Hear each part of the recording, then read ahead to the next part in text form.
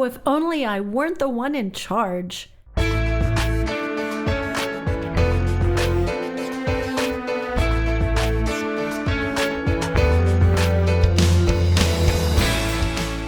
Hi, this is Eric Copeland, president of Creative Soul Records in Nashville, Tennessee, and you're listening to the Brand New Me podcast.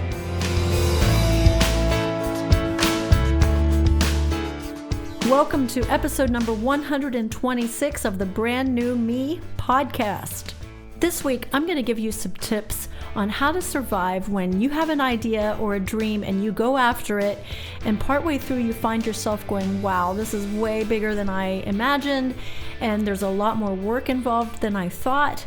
Now what do I do? I'm going to give you some tips on what to do. In fact, it came about because a Portraits of White fan asked this week, what is the hardest thing for you about doing Portraits of White? And I had to think a little bit because there's so much about it that I love. And when it all comes together, it's an amazing experience. When I step out on stage and I start that first note and open my mouth, let me tell you, there is incredible joy and satisfaction. But it's a marathon the rest of the year, and there are times that I get tired or I get overwhelmed. So when this person asked that question, I thought, honestly, the answer is it's just having to juggle everything. It's having to wear all kinds of hats. It's having to wear a marketing hat, a financial hat, an organizational hat, a delegation hat, delegating things to other people, finding help, and managing the music, managing the show itself, and just making sure everything is ready to go, set and lights and sound and music for the musicians. Anyway, you get the idea. And maybe you are in a business or you're running your home and you feel like, man, I thought this would be fun. I thought this would be a great idea, but it is so hard and it's so much work. So let me just give you a few things that have helped me as I realize there are some things that, I wish sometimes I wasn't the one in charge.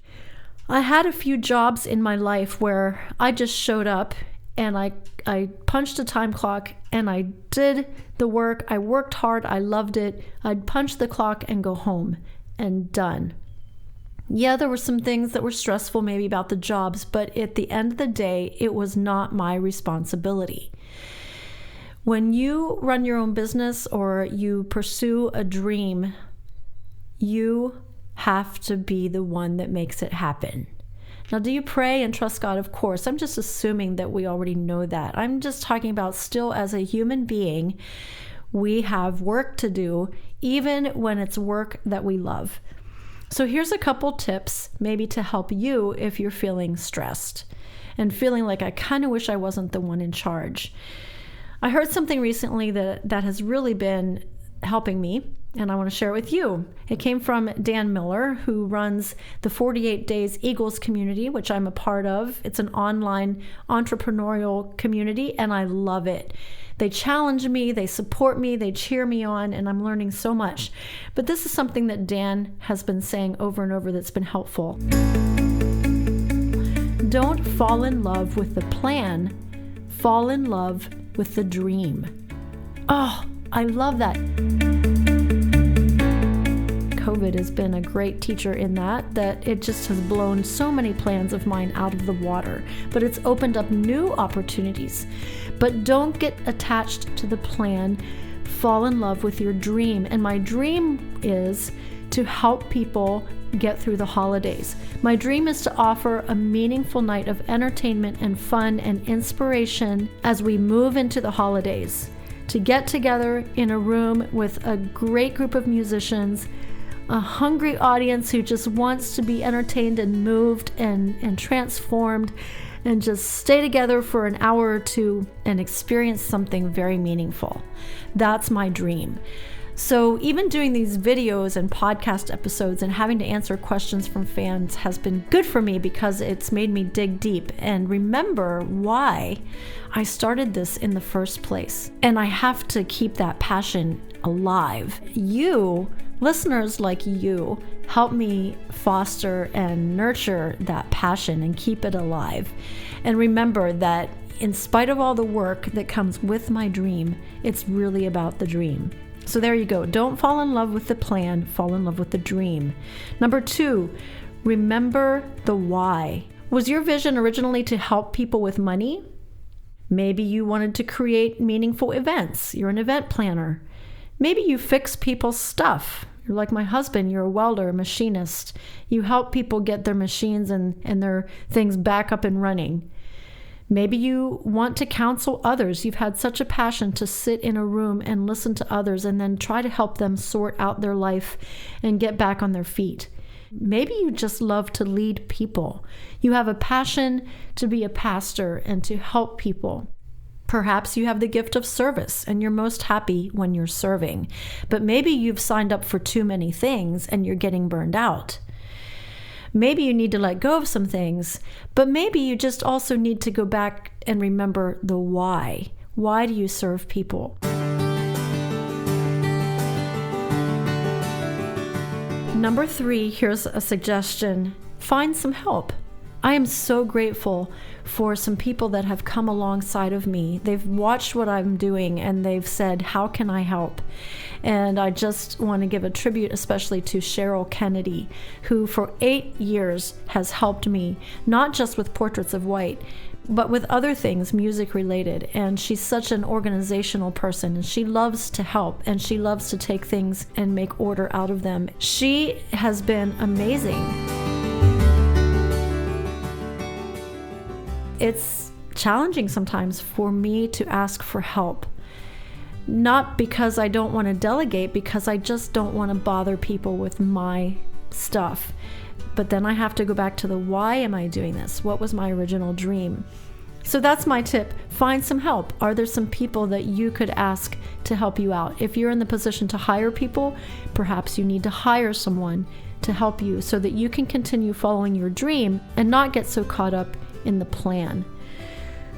There you go. 3 things. Don't fall in love with the plan, fall in love with the dream. 2, remember the why. Why did you start this in the first place? And 3, find some help.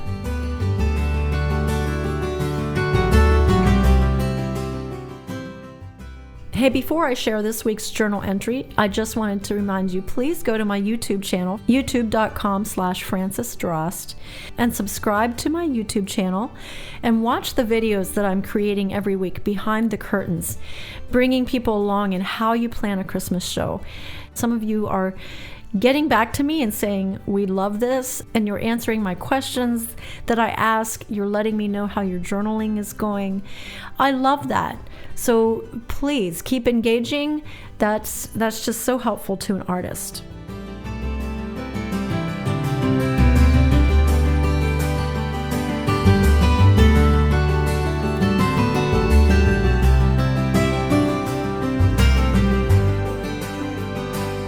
This week when I pulled out the journal entry that I'm going to share, which is just the next one in line, February 17th, 2011, I was shocked because I didn't know this is what I was going to share, but it goes right with our theme of if I weren't the one in charge.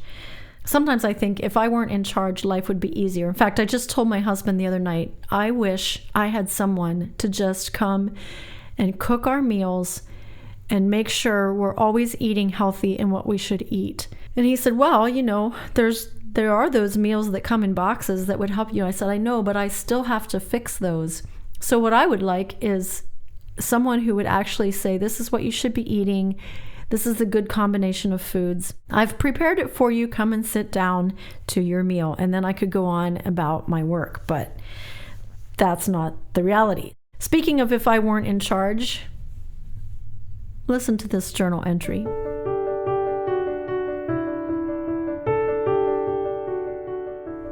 Father, my heart is crying out to you. You are my only hope. If you don't come and touch us, there's no one else we can turn to.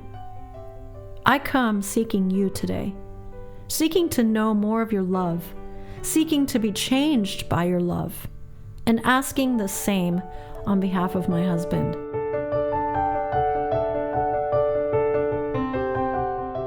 I ended that journal entry with a beautiful paragraph from a book called The Bride, page 61.